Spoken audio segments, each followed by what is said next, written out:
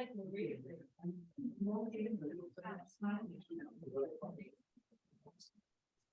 right, good evening, everyone. Welcome. Thank you for being here. My name is Amy Weishart. I'm the director here at the library. We're really thrilled to have Robert Shetterly here tonight to speak about his Americans Who Tell the Truth project. I just also wanted to give a quick thank you. She couldn't be here tonight, but Shannon Westfall, who's the art teacher at the school, was very instrumental in bringing Robert to the school and also connecting him with us so that we could do a lecture here. A lot of the artwork you see on the walls is by elementary school students who are inspired by Robert's work. He also visited the school earlier this month, so that was an excellent partnership. Really appreciate all of her work there. So I'll just give a very brief intro of Robert and then turn it over to him. Robert's paintings and prints are in collections all over the US and Europe. A collection of his drawings and etchings, Speaking Fire at Stones, was published in 1993. And since 1990, he has been the president of the Union of Maine Visual Artists and producer of UMVA's Maine Masters Project. He's the subject of the 2021 documentary Truth Tellers, and it's actually scheduled to be shown on Maine Public Television, I believe tomorrow, and March 30th and April 1st. So please check that out if you have access to that. And of course, his wonderful artwork, he brought more on display here, and he'll be speaking about his Americans Who Tell the Truth project. So very pleased to have Robert here with us tonight. Thank you.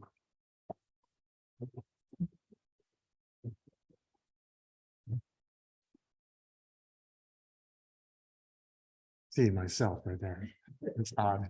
Well, thank you, Amy. Thank you for this library, and thank you all for coming. I will talk a bit and tell you about some of these portraits, some of which are very new, and some of which are older, but I brought because I wanted to make certain points tonight about who the people are and what the issues are.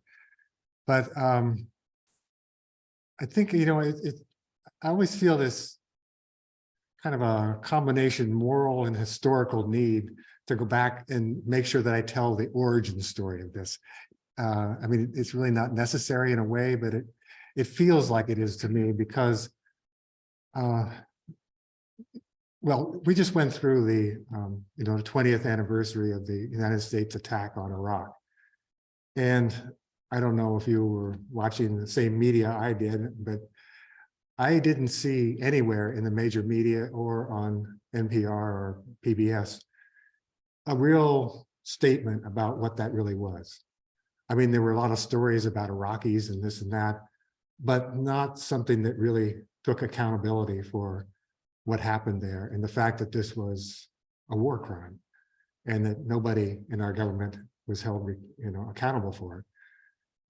You know, we hear these days, because of Trump and all of his shenanigans, that this is a country of the rule of law, you know, over and over again, how important that is. Like, this is a steel thread that's woven into the tapestry of our history. And without that thread, we would not have a democracy. Well, maybe that is true, but often that thread is not there at all. And, you know, in regard to the Iraq War, that thread is not there and has been ignored. And you know, you could probably suggest, as well as I could, lots of reasons for why we don't deal with that. I mean, part of it in terms of the media is that most of the media were cheerleading for the war instead of doing their job of investigating the charges that were being made to make that war possible. And so that's one reason. The other was, I think they took their cue from Obama, you know, who said when he came into office, implying that there were a lot of crimes committed by the Bush administration that we're not going to prosecute those. We're going to look ahead rather than look back. I mean, that a constitutional lawyer would say something like that is just kind of mind-blowing. But you can understand what he was thinking, that it's going to be messy, it's going to be distracting, it's going to be divisive, but that's what accountability is. And, you know, when I think about it, I don't really think so much about this country in a way. I mean, it's obviously important for us as a country when we do things like that to hold ourselves accountable for them, as we like to hold other people accountable, like we want to hold Putin accountable for what happened in Ukraine now. But, you know, I always think about the victims. You know, when there is no accountability and regard for what was done to, you know, millions of people, either because it killed them or it just dislocated them or injured them or, destroyed their cities or in their environments, all the things that happen because of a war. And then, even if you take sort of apologists it all seriously, say, oh, well, this is a mistake. Well, if you make a mistake like that, you try to do something, to at least make some kind of amends for it. And, even that has not been done. This, and I'll just talk about this in relationship to, there's a portrait here of a woman named Kali Rubahi. Where is she? Oh, way over there on the end.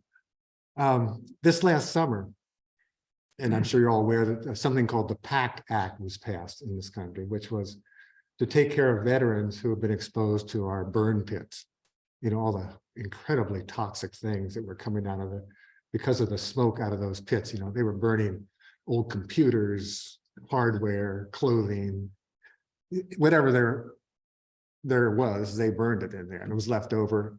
So they didn't have to take it home or give it to the Iraqis. They burned it. And you've seen pictures of the clouds of these horrible black smoke. Well, during that discussion, and about how American soldiers were affected by it, there was paltry to none in terms of talk about, well, what about the Iraqis, or the Afghanis?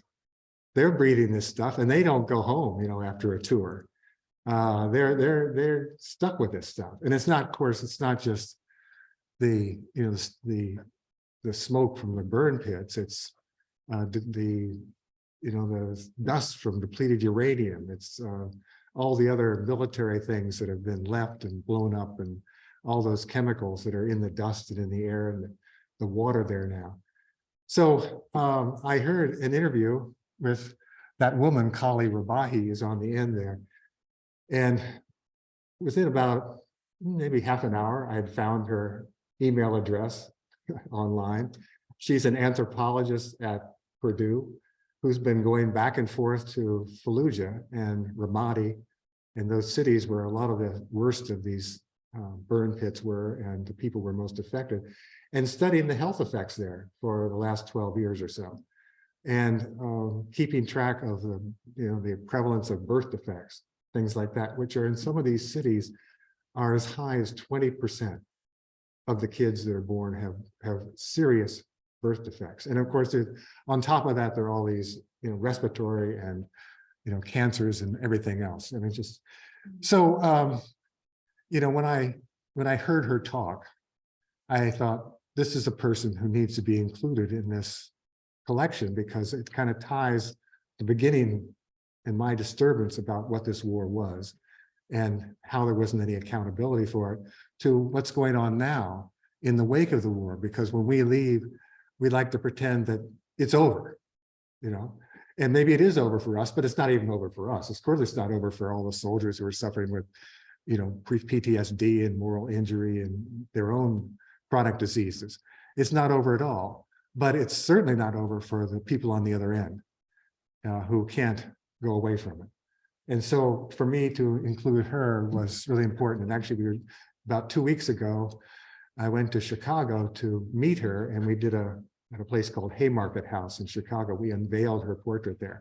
That's become, we were talking about this earlier, this has become a regular feature of this project, and one that excites me a lot is to not just have done the portrait, but find some way to present the portrait and the person in a public sphere so that they get to tell their story and talk about it. Andy, would you do me a favor? Would you go up and read her quote? Maybe you can read it from there. So Kali Rubahi says, liberal democratic empires train imperial terror as defense and the self-defense of targeted people as, quote, terrorism.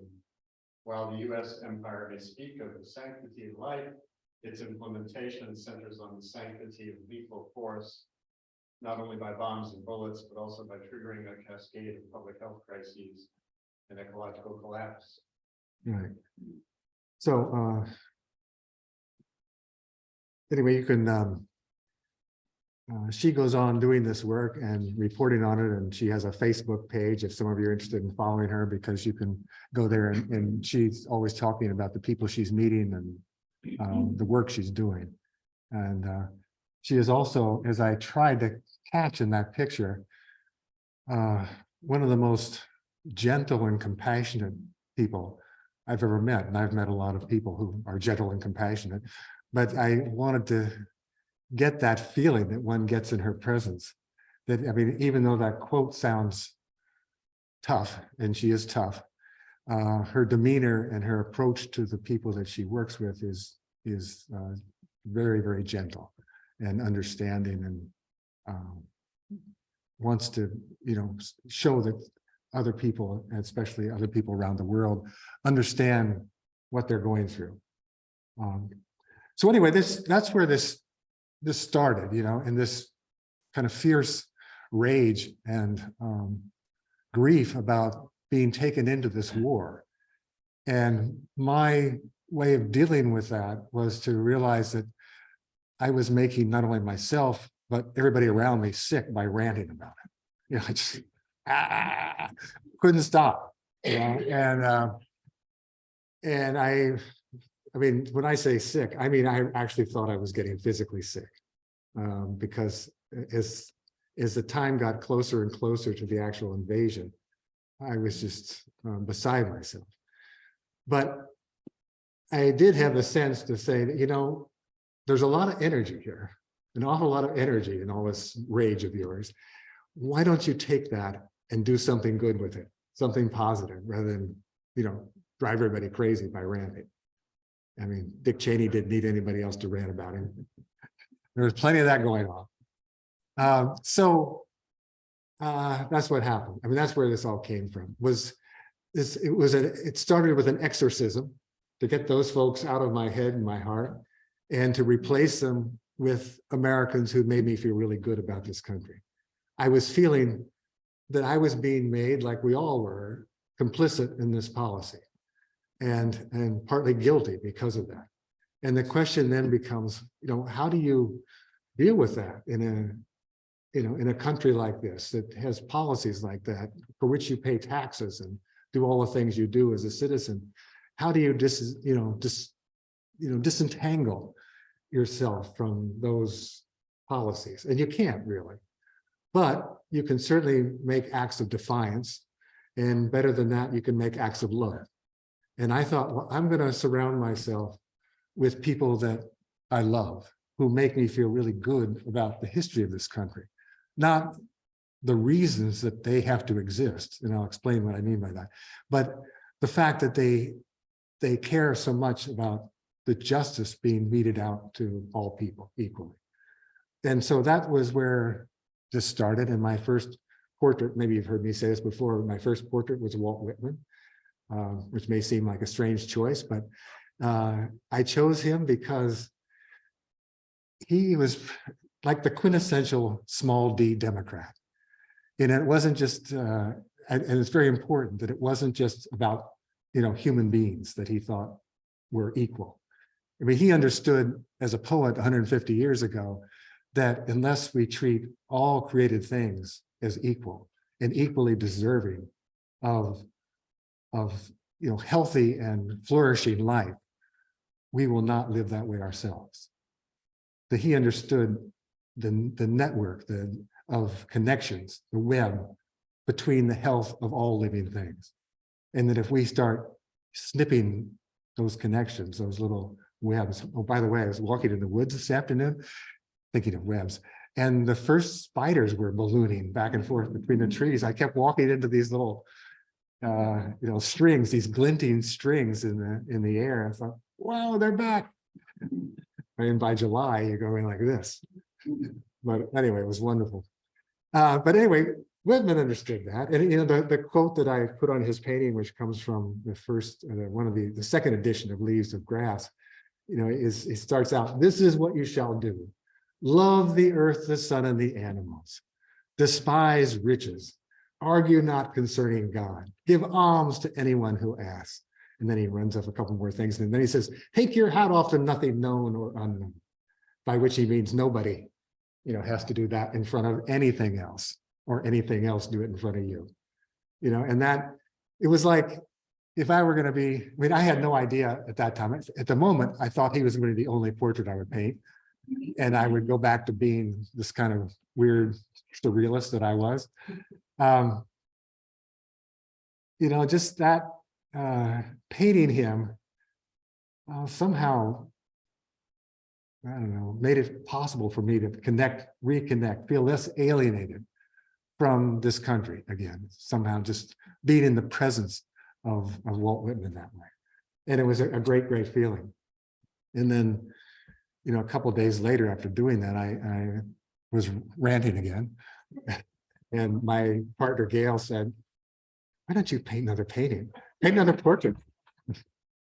And that's what happened. That's where the whole thing started. She said that, and I said, I'm going to paint 50 portraits. I'm going to call them Americans Who Tell the Truth, and then I'm going to give them all away. That was all said within about 2 seconds, just as fast as I ever said it now.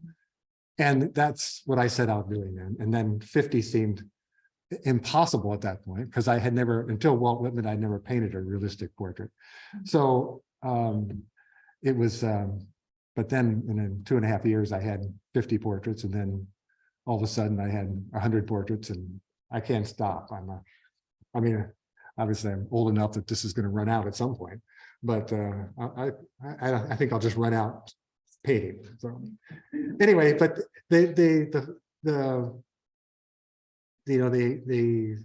thrust of it changed completely, because I was infused with this rage and this anger.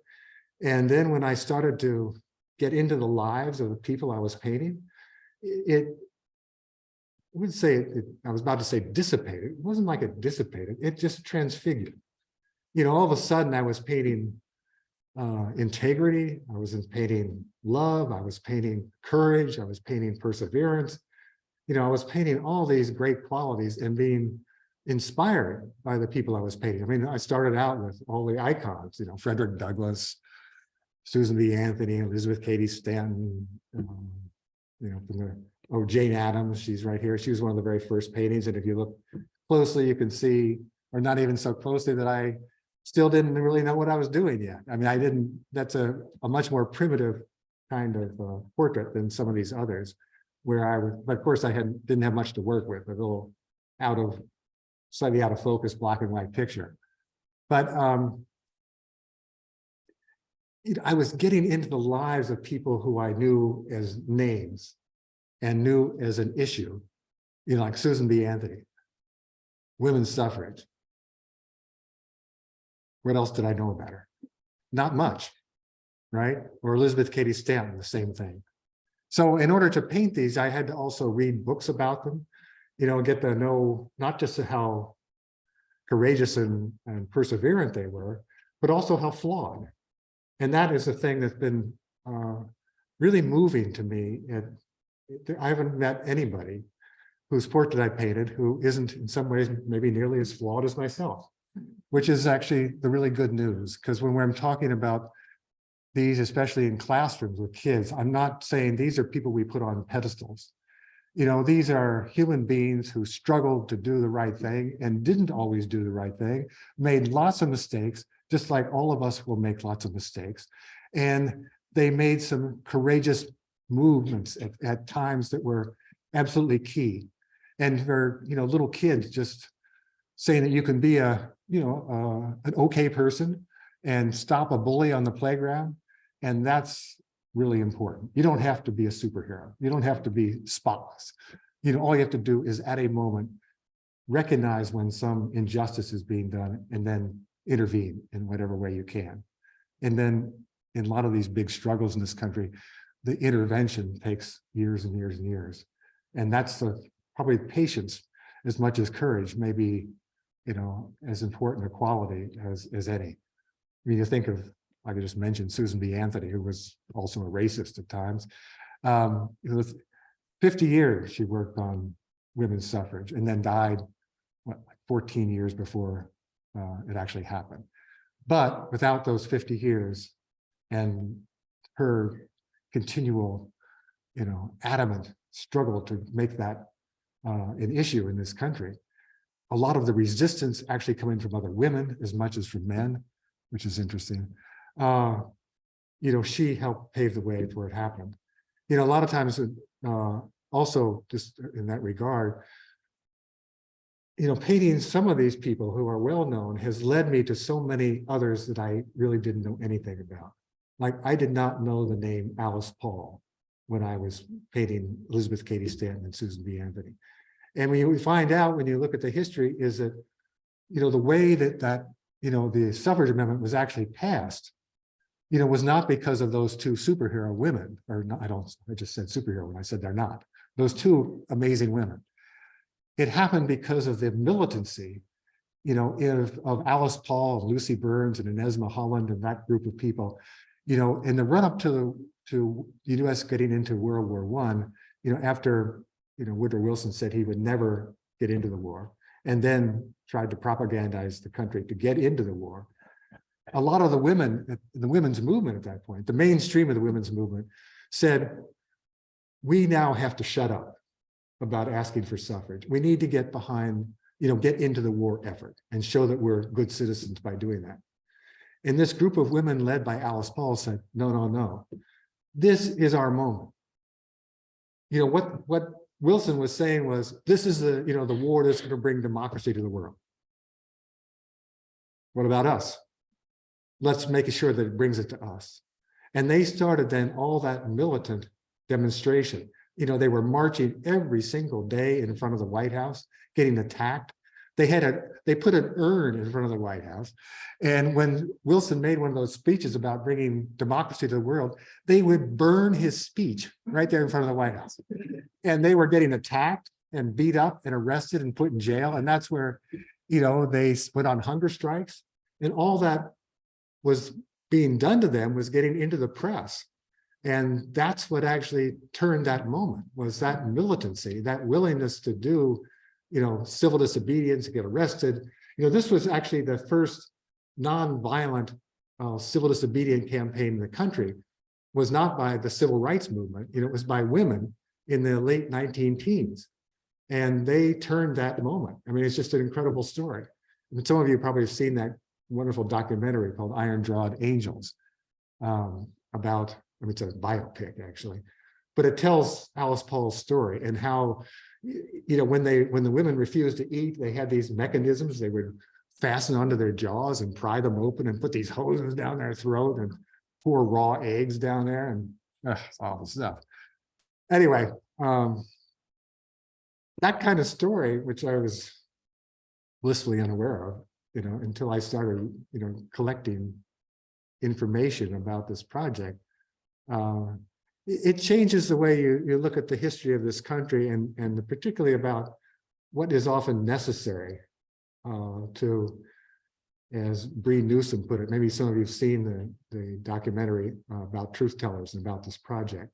Bree Newsom was the woman who climbed the flagpole in Columbia, South Carolina, and took the Confederate flag down when they refused to lower it for Clementa Pinckney's funeral, who was one of those, the black minister who was shot in his own church, along with 8 other parishioners.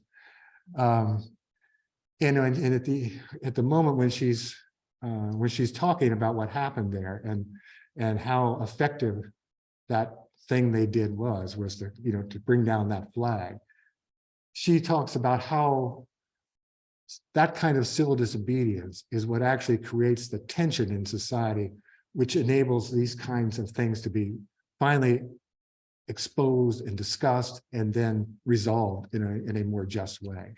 That often, as there was no way for people in South Carolina at that time to vote to take down the Confederate flag, as though that was the process by which we made change in this country.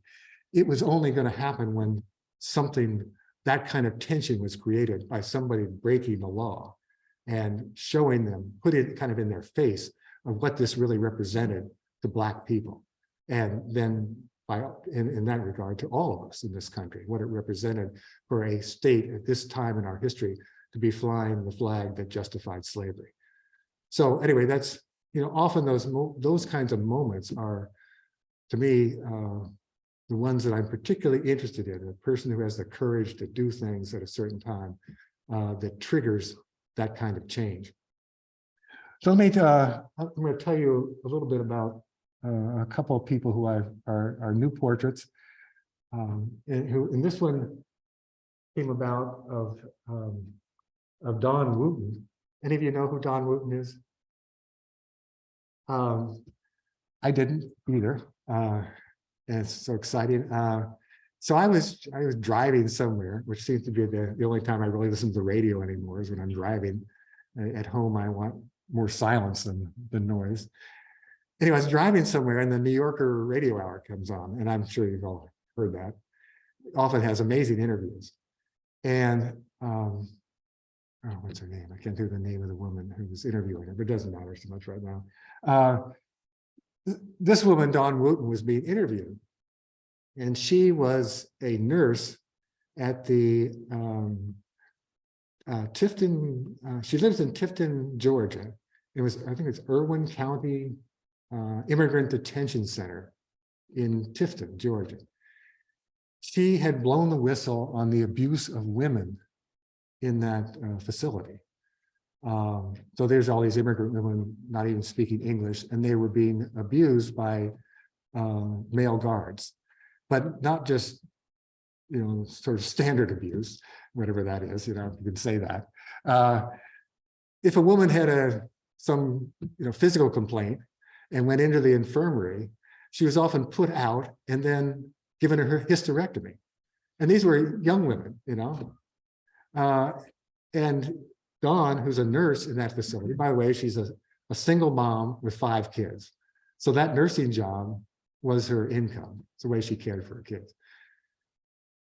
She started to hear about this and kept looking around thinking, why isn't something being done about this? And nobody was saying anything. They're all too afraid to open their mouths.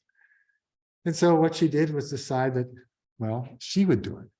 And she was counseled by people who, when she told them that she might do this, that the thing that would happen was she'd be fired, she would lose her job and her ability to support her kids. And it may mean that she won't even be able to get another job in the area. And that, you know, caused her to think deeply about what she was about to do. But then she just thought, well, if I don't say something, those women have no voice at all. Somebody's got to say something, and it might as well be me. And so she did. She blew the whistle, and then all those cascading things happened. I mean, she lost her job. She's, you know, been a terrible time getting any other job. But that detention center has been closed, much to the anger, of course, of all the people in the town who work there. But the abuse of those women has stopped. And anyway, I heard that story and heard about all that was happening. And I called up the Government Accountability Project in Washington. That is the organization. It's not a government agency. It sounds like it, but it's not. It's the organization that supplies lawyers to defend whistleblowers. And I said, I just heard this, you know, thing on the radio, an interview with Dawn Wooten. Can you put me in touch with her? And they said, oh yeah, her lawyer lives in Portland, Maine. Named Donna Gold. So I called her up, who I already knew her, and 15 minutes later, I was talking to Dawn Wooten, and which was, you know, absolutely wonderful. She is a real character. This last summer, the film The Truth Tellers was shown at the National Portrait Gallery in Washington in July. And so we invited Dawn and paid for her to come to Washington to be there at the showing of the film. And we unveiled her portrait there in front of this huge crowd, which she was able then to talk about what she'd done in her life. And I hope from that she got a lot more support for you know, what she's done and what's happened to her. Right next to her is Jasa Hunter Mellors, who I painted because of what she did as a 10-year-old. You know, one of the important things about Americans Who Tell the Truth in our educational work, we work in a lot of schools, and pretty, I mean, some of the work we do is at, you know, elementary schools, but our main project is in is middle schools. We have this project called the Samantha Smith Challenge, which challenges young kids to act like Samantha Smith. And I assume some of you know that who I'm talking about. I painted her portrait too, and I can talk about that later if you want. But anyway, we challenge kids to get engaged in the issues that mean the most to them, and not just knowing something about it, but find out groups that are doing something about the things that they're disturbed about, whether it's, climate change or racism or planting flowers for butterflies or whatever it is, and then actually not just, find out who's doing it, but actually work with them and feel that you are actually helping to change the situation. It changes the morale of those kids enormously to feel that they're actually engaged in correcting some of the problems that they are concerned about around them.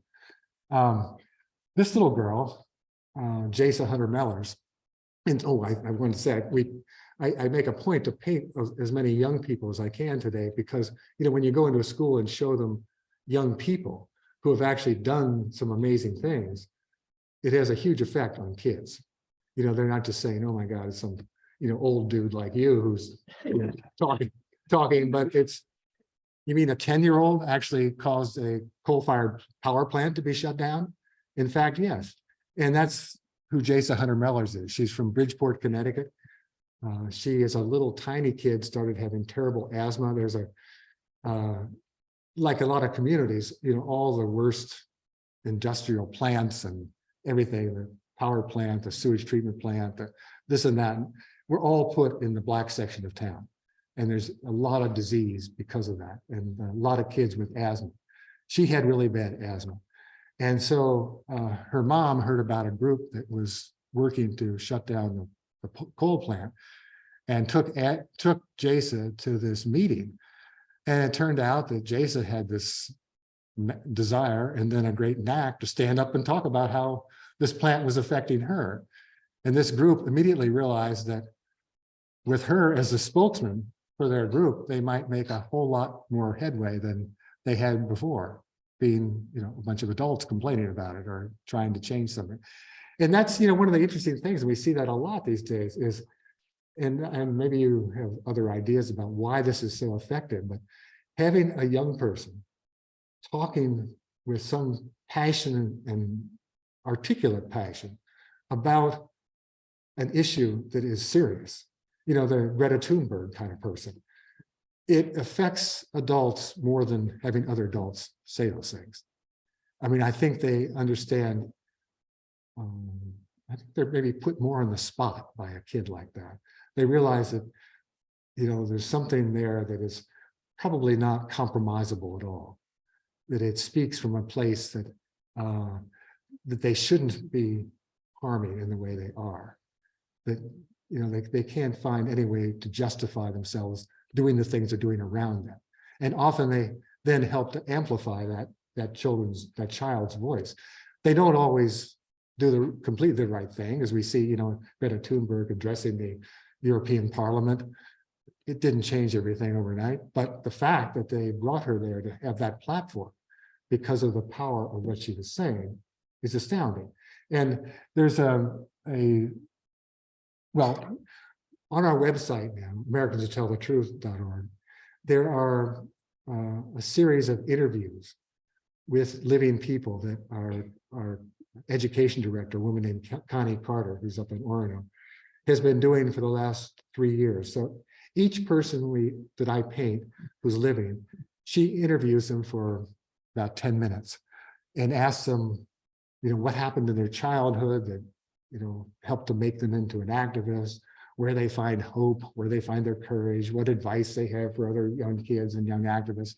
And it's absolutely wonderful to hear these very relaxed, the film quality isn't great, it's all done over Zoom, but just hearing all these people talk about that. And one of the ones that she just did was with Jasa. And if you're interested in, you can go to the Americans Who Tell the Truth site and look for Speaking Truth to Youth, and then look through all those videos, and you'd find that one, you'd find one great one with Dawn. Anyway, it's just wonderful to hear her, as she's now 16, talk about how she got to be the person she is, where she found that kind of confidence as a 10-year-old to stand up in front of adults and talk like that, and then to have the force to stay with that until they actually took down and shut down that coal-fired plant. Anyway, it's a great, great story. I mean, she's a wonderful example. I brought Shannon Watts. Some of you probably know. You probably, if you watch, MSNBC or CNN, you've probably seen her on recently. She's the woman who, after Sandy Hook, started Moms Demand Action, the biggest national group around trying to do something about guns in our society. And that organization, which isn't just sort of one person talking, has now, I think, over 6 million members who are doing all the kind of grassroots work with local city councils and legislatures to try to make gun laws in local areas. It's not trying to change our Congress and Senate. It's going after these problems at a local level, and they actually do quite a bit. It's very impressive that what they do and how that woman was so effective. I mean, she wasn't in Sandy Hook; she lives in California. But the same as all of us, we hear these things that happen, and then we think how awful it is, and then the next thing happens.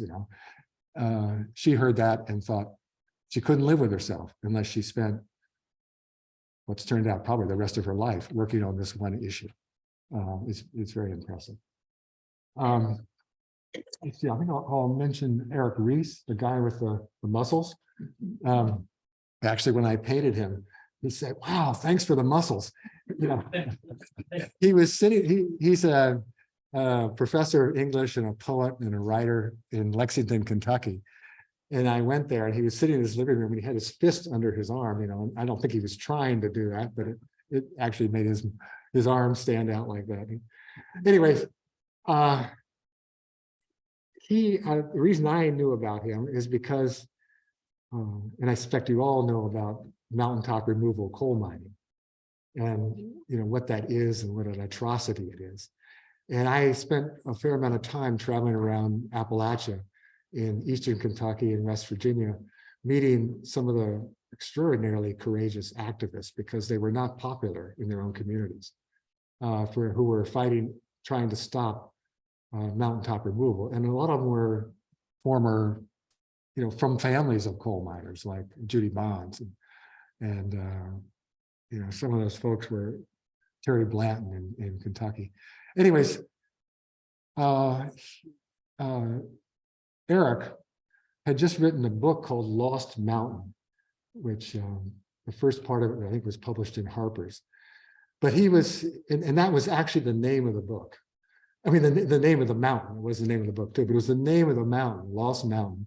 And it was a mountain that was being removed by a coal company for, mountaintop removal. What they do is first they bulldoze the entire forest on top of the mountain. The Appalachian forest, the most diverse and productive forest in this country. They bulldoze it and push it over the side of the mountain, and then they start blowing up the various levels of the mountain down to the seams of coal that are in the mountain. And then these giant machines scrape out the coals and they blow it up to the next level and keep doing that until it goes down and down and down. So he wrote this. What he would do is spend for over a year, go back and forth to that mountain all the time that they were taking it down, and write about what was happening. First, what happened to the forest? What happened to all the animals that lived in the forest? What happened to all what they call overburden, when they start pushing the top of the mountain over the side of the mountain into the rivers? What it does to the water quality? What it does to the animals that live in the water? What it does to the people who drink the water? All that stuff. He just described that whole process as it happened to this mountain, and then the communities around there. These huge amounts of dynamite are blown up. It cracks people's foundations. It blows out their windows. It does everything. Anyway, I read that book and I thought, well, I'd like to meet this guy and paint his portrait. And that's where. So when with each portrait, we read the first one, but you could all read them later. But I'm going to just recite his, because what he was saying in that quote is so important about what we are as a democratic, as a moral, as an economic, as a community society, as we are in a society that lives on a place like this planet and wants, I hope, to continue living on this planet. And he says our most modern sin is that we have not loved the world enough. We have exiled the holy from this realm so that we might turn its mountains into money. That problem, and it's no great insight in this country to say that, or in any country, to say what money can do to the way people think and act. When we get to the point where we're deriving our ethics about how to treat each other, about how to treat the planet, about how to go about our business every day in terms of what's good for economy, rather than what is moral, and say, well, moral is not important. What is important is jobs, salaries. I mean, not that those things aren't important, but those things can also be moral, and they have to be if we're going to survive on this planet. But when he says our most modern sin is that we have not loved the world enough, I think he's right. I don't think there's any other way to get around that. And then you don't want to get around it. What you want to do is embrace everything that you didn't before, and be much more present. Go out and hug those trees every day, and understand what that really means. So anyway, he's an important figure, and he's written some wonderful books besides that one, Lost Mountain. And the last person I brought here was, you see this? Here, I'll bring it up there. Is another person about war. This is Daniel Hale, who is a whistleblower, and he's in prison right now. This is the guy who blew the whistle about drone warfare.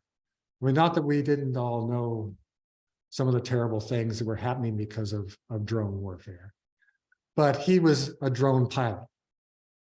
And he got to the point where because he was doing this every day, he knew what was really happening. And he knew that what we were being told as a society about how drones were actually protecting our security and that we were killing the bad guys. He knew that that wasn't true. Yes, we do shoot some people that probably are bad guys. I mean, in the rule of law, you don't assassinate people until you know they're guilty. There's never been any court proceeding on any of these people. They are fingered by somebody in the CIA or the NSA or who knows where, often by people who have a grudge against them, not because they know there's something there. But in the process of trying to assassinate that one person, they often kill an enormous number of other people. Sometimes it's as many as 9 out of 10 of the people who are killed by drone strikes are innocent civilians. And so I just want to read his quote. He said, with drone warfare, sometimes 9 out of 10 people killed are innocent. You have to kill part of your conscience to do your job. But what possibly could I have done to cope with the undeniable cruelties that I perpetrated? The thing I feared most was the temptation not to question it. I think that's the piece of that gets me the most. The thing I feared the most was the temptation not to question it, because they are told not to question what they're doing, and that is okay. That is actually, they're being good soldiers when they don't question what they're doing. So he says, so I contacted an investigative reporter and told him I had something the American people needed to know.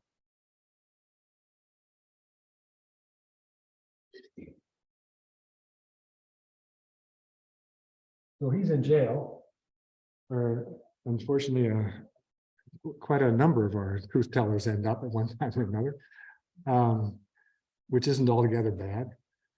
But I also painted, Chelsea Manning, who carried a message very similar to this about, what American soldiers or what was done in war and what we're not told or what we're told that's incorrect about what actually happened. There's that amazing phrase in the Declaration of Independence that a government derives its just power from the consent of the governed. I mean, that is such an essential and beautiful idea. And unfortunately, you could also say a government derives its unjust power from the consent of the governed. I mean, if the governed, have been propagandized, been given a constant dose of fear, treated with racism, other kinds of propaganda, fundamentalism, used and manipulated all those ways, they give governments permission to do unjust things. They give their consent. And so there is no, that statement then about the government deriving its just power from the consent of the government, of the governed, becomes kind of naive in a funny way, because you look at the actual practice, how hard governments work, and ours works, to get that permission to, do what they want to do and make it look as though we have all consented because of what we've been told about it. It reminds me of a wonderful little moment, wonderful and horrible little moment that may have enabled the Iraq War, is when Dick Cheney got in touch with Judith Miller, who was a journalist at the New York Times, and told her that about the aluminum tubes, which the Iraqis were importing, which were going to be used for making nuclear weapons. This was totally made up. I mean, they were getting some aluminum tubes, but they had nothing to do with, nuclear weapons. They were being for some other process, and I can't remember what it was, but it had nothing to do with that and couldn't possibly be used for that. And so she wrote a story about that then. A very high source has told me the New York Times published it on the front page. This was in like February 2003, right? It was right before the invasion. The New York Times published that on the front page. And then Cheney held a press conference and said, look what the New York Times says, about these aluminum tubes. We have to start this war. And the manipulation of that and the fear that it was used to cause in people to think that somehow the Iraqis were getting, yellow cake from Niger and aluminum tubes from God knows where, and somehow putting this all together and building missiles in a garage, and we're going to attack us with a nuclear weapon. People accepted that. Condoleezza Rice talking about the mushroom clouds, and just governments derive their unjust power from the consent of the governed. Anyways, let me tell you, I didn't bring this story. Let's end with a really nice story about somebody I just painted. So I was outside of Philadelphia recently. I had a show at maybe some of you know the school, the Shipley School, which is a prep school right in Swarthmore, right near Swarthmore College, on the main line outside of Philadelphia. And some people who I was staying with said, you've got to see this video. And I encourage you all to look this up. And they showed me a video on YouTube of a man named John Alston, who had been a professor who had been a conductor, musical conductor, and a jazz pianist at Swarthmore for some time, who had then resigned his professorship so he could go into this community of Chester, Pennsylvania, which is right there, cheek and jowl with Swarthmore, and it's polar opposite. I mean, Swarthmore has a lot of, money. It has beautiful buildings and houses and all this stuff. It's a really nice place. Right next to it is basically a black ghetto, very poor place, and all those things that you expect in places like that, with crime, broken families, poor education, blighted hopes, the whole works. And he decided to resign his professorship and go into that community and start a children's chorus. And so I think next year is his 30th year of, conducting this chorus. And he wasn't just putting together a bunch of kids, to hear them sing or sing pretty well. His goal was to train them to sing at the highest possible level. Just, March 12th, that's almost 2 weeks ago. Those kids performed Mozart's Requiem. I mean, they had a bunch of other, professional choristers mixed in with them, but those kids they sing at that level. The video I would like you to see is John Alston, who's a Black man himself, wrote a piece called "I Still Can't Breathe" after George Floyd was killed. And in this video, which is only 7 minutes long, you see John Alston talking about why he works with these kids, what he hopes to accomplish, and how he feels about them. And then you see these kids, all Black, singing this amazing song that he wrote. It is one of the most, heart-wrenching things I've ever seen. Anyway, so they showed me that video, these friends, and 2 days later, I was talking to John Alston, then I made a trip back there just to meet him. And I just painted his portrait, and we're going to do some kind of event in the fall to unveil his portrait. But that, that kind of thing is so important on so many levels. Kids who grow up in that kind of environment, have internalized everything negative about our society in terms of what it thinks of them and what they can do in the world. I mean, it's called internalized racism. Its opposite is internalized exceptionalism, which is what a lot of us, grew up with. Anyway, so they, when he comes there and gets them to perform at that level, such a level that they are in front of, huge crowds in concert halls, singing at that level, the way they then are changed about what they can do in the world and who they are and how good they are and how, as a community, they can support each other and make this beautiful sound is so inspiring. And it changes not just them, it changes their communities. It changes their brothers and sisters. It changes everything about, it does what we would want to be done for everybody. It gives them a sense of dignity. Often I think that if there's any key phrase about what you want in the world to support a democratic society is to a society that tries to support the dignity of every person in any way it can. No matter who they are, what they do, we want them to be able to live a dignified life. And if people feel that kind of dignity, everything changes in the terms of how the society works together. We have a society now that in many years has worked, purposely against that. But when you see that working at that kind of level and see the change it makes, you realize it's possible.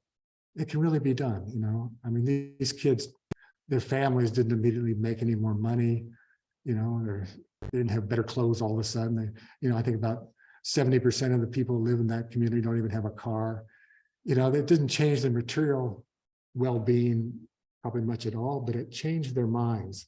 It changed their heart. It changed the way they look at the world and what they can do in it. And that has become also the goal of this project when we go into schools all over the place, is to show kids, models of how, first to tell the stories of where these people came from, how they did what they did, the price they paid, what happened because of it, and how anybody can do these things.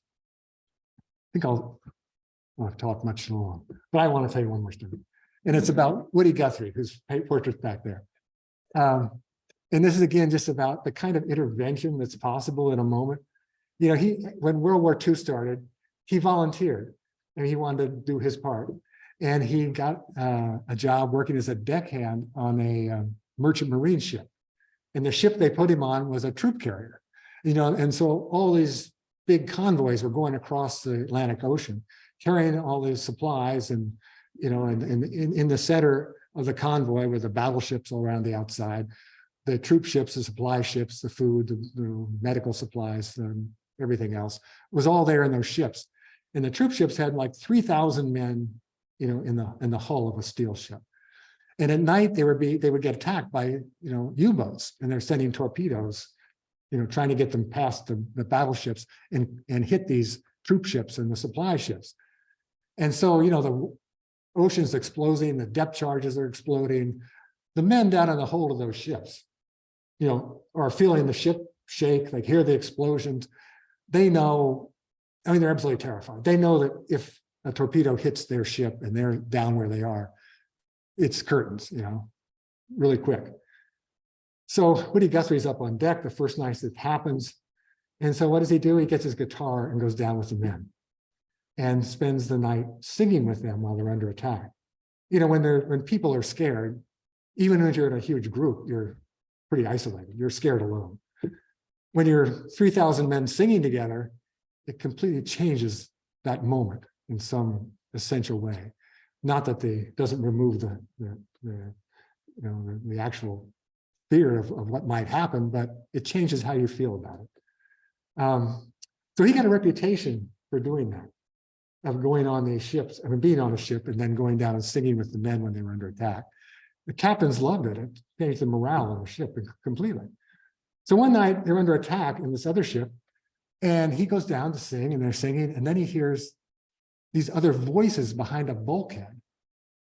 And he thinks, oh, wow, there's some other people here. I've got to get to the captain and get him to open the door so these other people can come in. So he goes back to the captain and says, Captain, I hear their voices. Can you open the door and let them all come in so they can all sing with us? And the captain says, oh, sorry, I can't do that. It's against regulations. And Woody says, what do you mean against regulations? What's the regulation? Well, those are the black soldiers. They're not allowed in with the white soldiers. Obviously the irony of that doesn't need to be explained. So he says, and Woody said, well, I guess I won't sing anymore tonight. And he walks away. And the captain runs after him, and says, well, I guess we can bend the regulations tonight. And that was the first time our soldiers were integrated in World War II. And you see that moment, that moment where, a guy with a guitar has suddenly immense power to change a situation. And that is actually the case with, even a man like Daniel Hale is now in jail.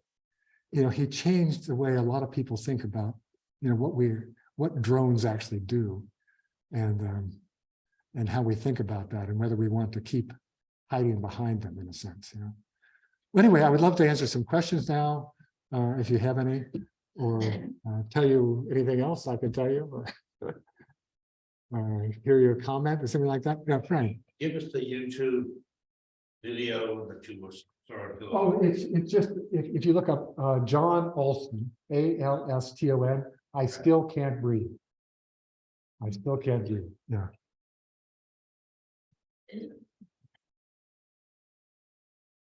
Yeah. Rob, who was the first living subject that you did? You started off with Whitman and other people. That must have changed. That's a good question. I think, right early on, I started mixing in a few living people, but I didn't think that at that time that I would ever meet any people. I thought I would just steal pictures from the internet or wherever it was and do it anyway. I painted some of my biggest heroes right off the bat. There was Frederick Douglass and Jane Addams and Mother Jones, and then I painted Wendell Berry, and then I painted Howard Zinn, who was still alive. And then I got to meet Howard Zinn because I painted him, and Chomsky, I painted Chomsky right at the beginning. So those were probably the three first living people, all of whom I got, because of this project, I was able to spend time with them, which is really cool. Although one of the most heartbreaking things for me also involves Zinn. There was a show of these at college in, I think it was Emerson in Boston. And the organizers said that there was going to be somebody videotaping the whole thing. And I don't know if you ever heard Zinn talk, but he wrote a whole book about the power of art to change politics and to give people permission to think differently and how important it was and the role it played in society. So after I talked a little bit about the portraits I had there and about him and stuff, he got up and he started just saying these amazing things about art and about this portrait project and blah, blah, blah. I was like, oh my God, this is on video. I'm going to play it on a loop in my studio forever. And about a week after this event, I called the organizers at Emerson. I said, can I have the video now? And they said, oh, we can't find it. It was like, oh no. Anyway, they lost it. Yeah. So whatever. Yes. Maybe. You mentioned your early work, your pre-portraiture, surrealistic. Pretty much. Could you describe a little bit about your stylistic transition? You could have done these portraits in a different way too. So why did they take on this very formal positions? Well, yeah. What was your art like between? I kind of have to show you almost, but maybe Carl could describe it better than I could.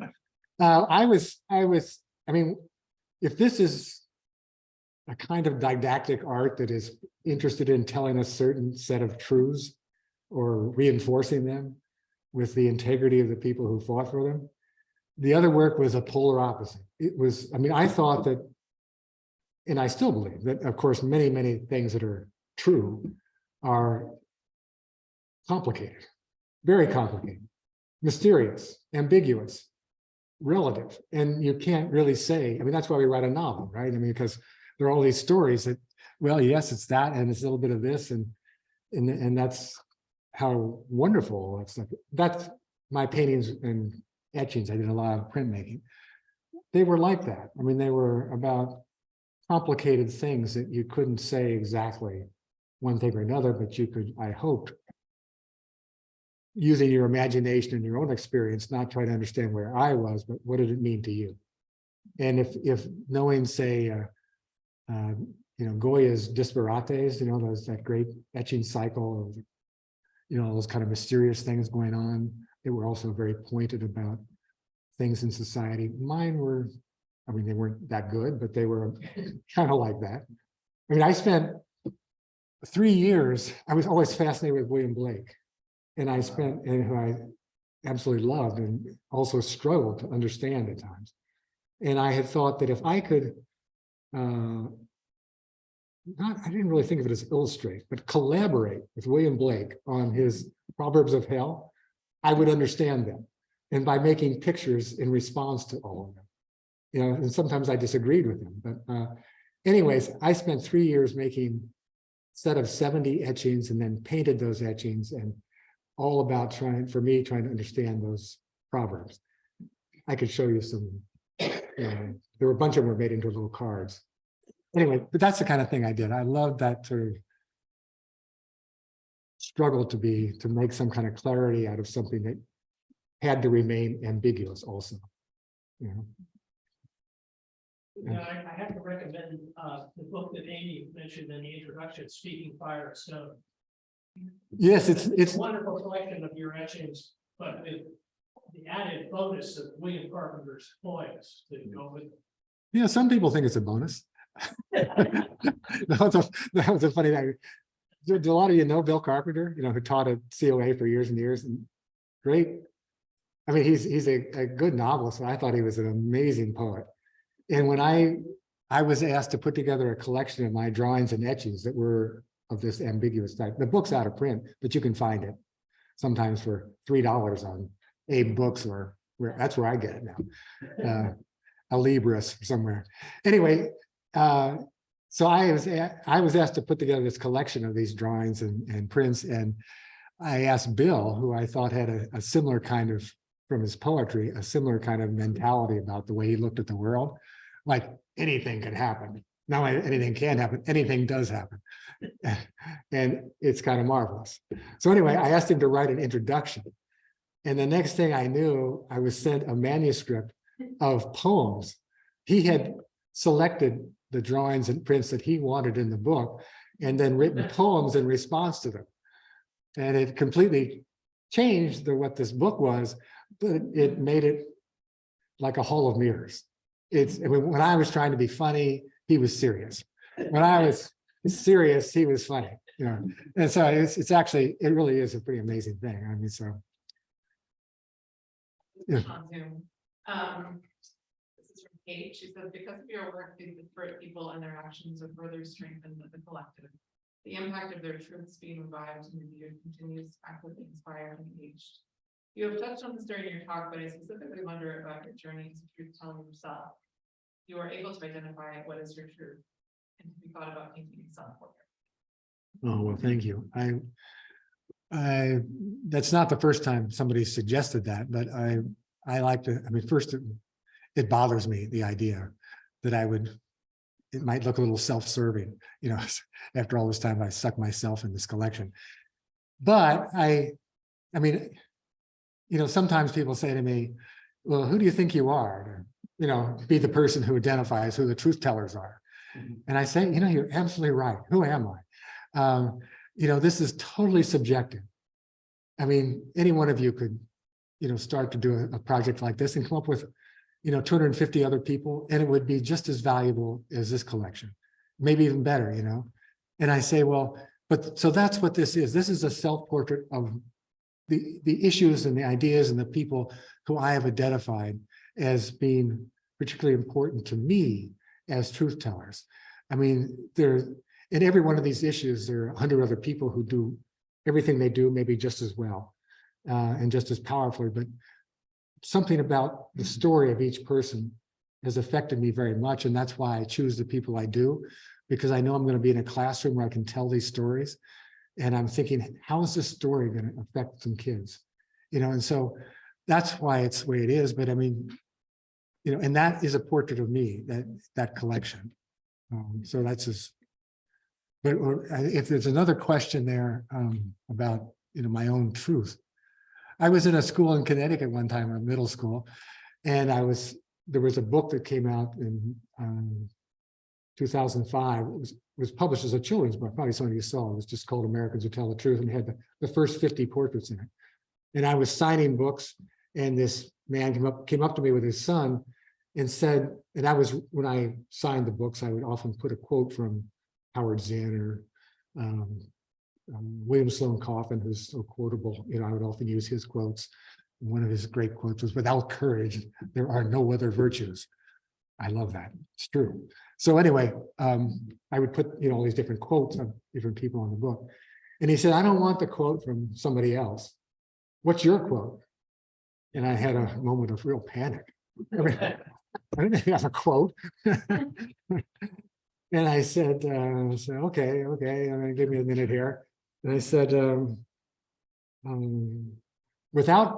wrote down, without truth, there is no trust.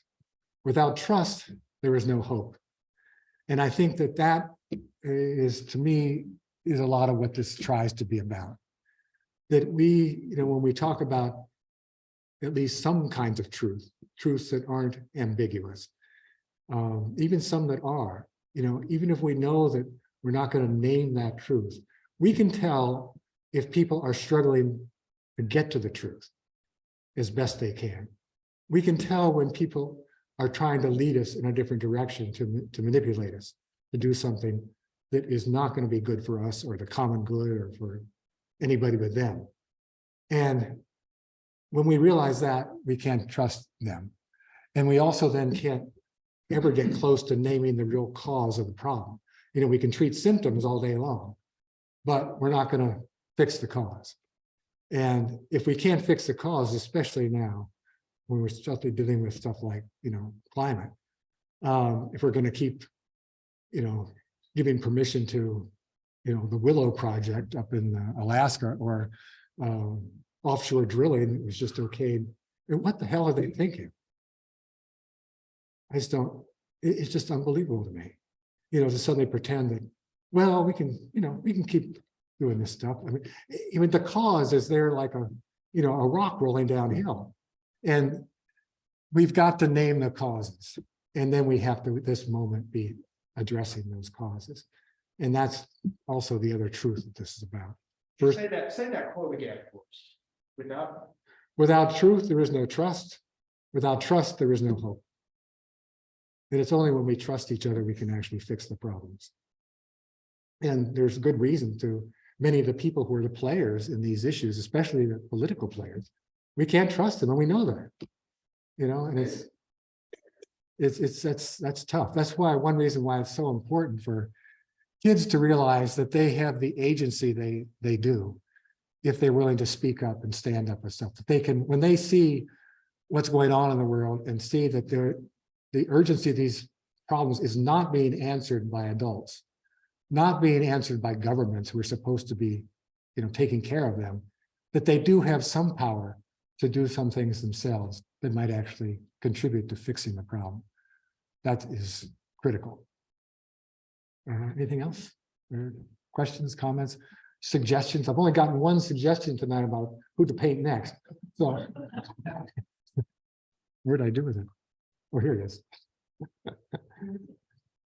Anyway, well, thank you very much. Look at the paintings.